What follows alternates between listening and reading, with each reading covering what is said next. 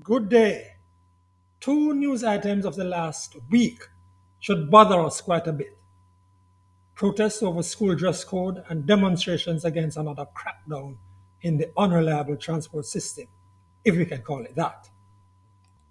Welcome to another episode. This the 39th of the Frankly Speaking Jamaica podcast. Here's my commentary, frankly speaking. There is not a lot new to be said about the public transport system. You would expect by now, though, that the matter of regulating the buses and taxis, providing them with constant monitoring, would have been a settled issue, not requiring any crackdown. After all, we have a whole superstructure of a transport authority which makes a decent income from the buses and taxis that operate in the system. That transport authority has dozens of inspectors doing what one doesn't know. Meantime, the police are on them again over tints. Tints, mind you. And the police can't even yet be clear about what is a seizable offense when they may wreck the vehicle under the law. All the warts of the system remain, and overall, it's still inefficient. It's still characterized by indiscipline. The operators are treated unfairly by the system, and the passengers continue to experience middle passage conditions. But that's for another time. In similar fashion, the school dress code keeps coming up and disrupting school. It's dealt with through noise and protests rather than discussion and arguments. That is happening more than 5 years since it was decided that a national dialogue would take place over the same. Thank God, at least it's not focused now on hairstyles. Frankly speaking, keeping order in the schools and imposing discipline alongside teaching biology and English are not mutually exclusive. It is weird that the latest protest took place at Godfrey Stewart High in the center of Sabdelmar, that is the murder capital in which town disorder reigns in almost everything. From all that I know, Godfrey Stewart High has been doing mightily well in the circumstances. I stand with the school in insisting, as they've done after the appropriate consultation, that students follow the school rules. In every aspect of Jamaican life, people believe and demand they can do as they like, which is why almost all trucks now have flashing lights at the rear, including where brake lights should be, and flashing lights inserted where the headlamps are, with a bank of blinding LED lights below that.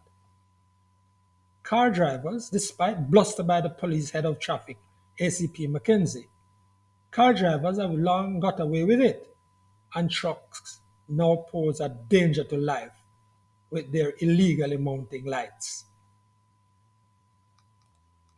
We cannot expect each parent to set her own dress length or the color of the tunic that should apply to her daughter, or each boy to decide on dimensions of his pants, or whether that should cover his underpants, or even whether he should wear a belt. Frankly speaking, we are not asking for the introduction of the morality police, but we know full well that many of our students are coming to school with the unacceptable behavior of the community and of some homes, and schools must play a pivotal role in socializing them, in helping them, given the deficits in some homes and communities, helping them to understand the rules and mores of the society. Frankly speaking, those parents who would love to set their own standards of dress for their children are free to do so outside of school and school hours. But the society in which we are preparing them requires rules, useful and sensible rules, and they must understand that there are consequences. One word of caution to the schools though: do not lock out the children as a form of punishment or in an effort to get the rules adhered to. Being in school is better than being out of school on the road every time, frankly speaking. Another lesson. We are not to block the roads in these protests. There are laws against it. But when it's blocked, as happened outside Godfrey Stewart High last week, those in authority do nothing, despite all the furniture and debris thrown into the roadway and rocks. No one was arrested, even using the Anti-Litter Act, meaning that it's normal. And frankly speaking, parents must be reminded that their protests themselves need not be lawless or the behavior so odious and unbecoming as to shame their children.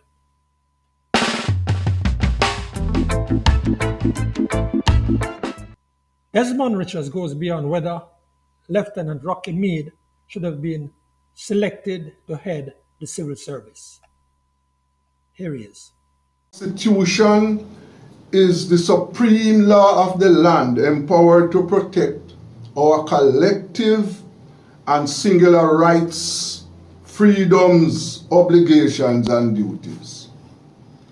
Prime Minister Andrew Holness was elected, among other things, to protect to be the chief protector of our Constitution. But is he doing his job? Or is he undermining and acting as a traitor of the Constitution? As opposition leader, he set up a political death trap for his colleagues, Christopher Tufton and Arthur Williams, requesting them to sign undated letters, which he could weaponize and use to fire them. The court declared it unconstitutional. With the backing of militaries in the police and the military, led by Lieutenant General Rocky Meade and now Commissioner General Anderson, the government declared an unconstitutional state of emergency to suppress people's rights. The court declared it unconstitutional. But he continues. Now, with support from his minions at the Public Service Commission, they try to impose Rocky Meade and the Public Service as a cabinet secretary. Now, can you imagine? Can you imagine that? Another unconstitutional move. And instead of condemning this treacherous act by the Prime Minister, some public choir boys and choir girls are talking about Rocky Meade's integrity. What goddamn integrity are they talking about? This was the same man who was a member of the military, a very senior member of the military, when soldiers swooped down on Keith Clarke's house and shot him 20 times in his bedroom before his family.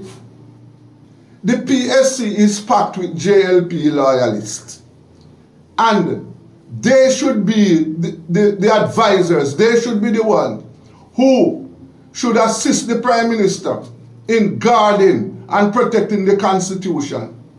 Instead, they try to impose Rocky Meade on the country, and now talking about integrity. Who is talking about Keith Clarke, the murder of Keith Clarke? Is that going to just wither away? And when these acts of criminality by the state, you hear people talking about who has integrity from who doesn't have integrity. We want justice. Justice is what we want in this country.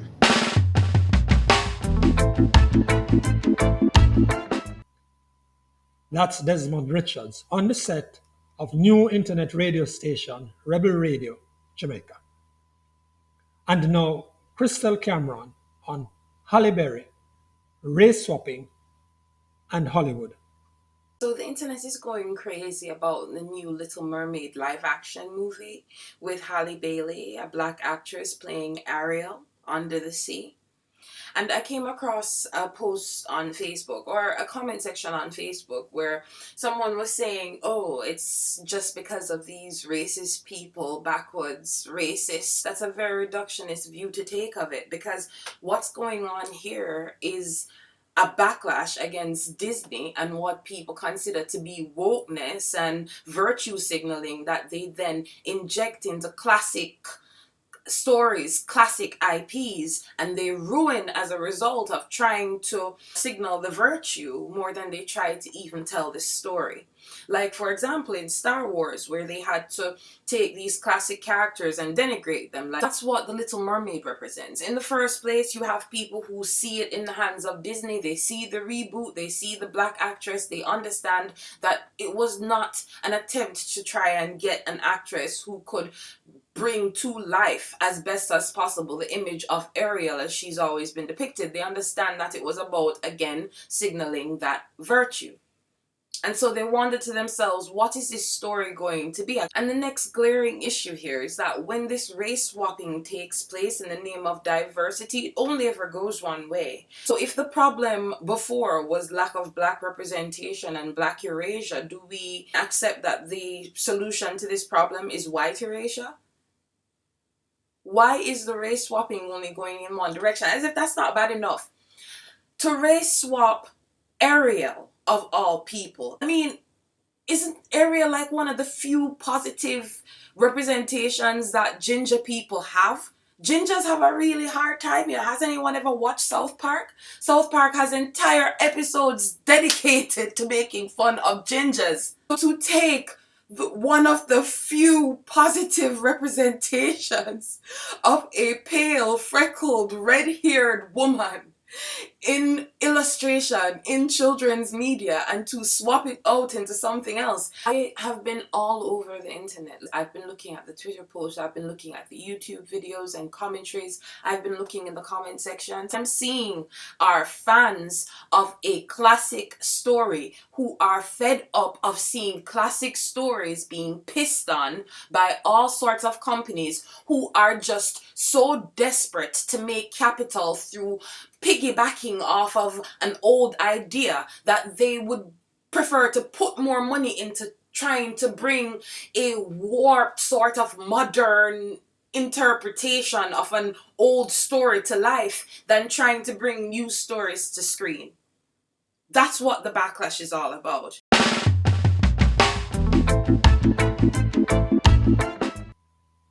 That's Krystal Cameron, creative and businesswoman.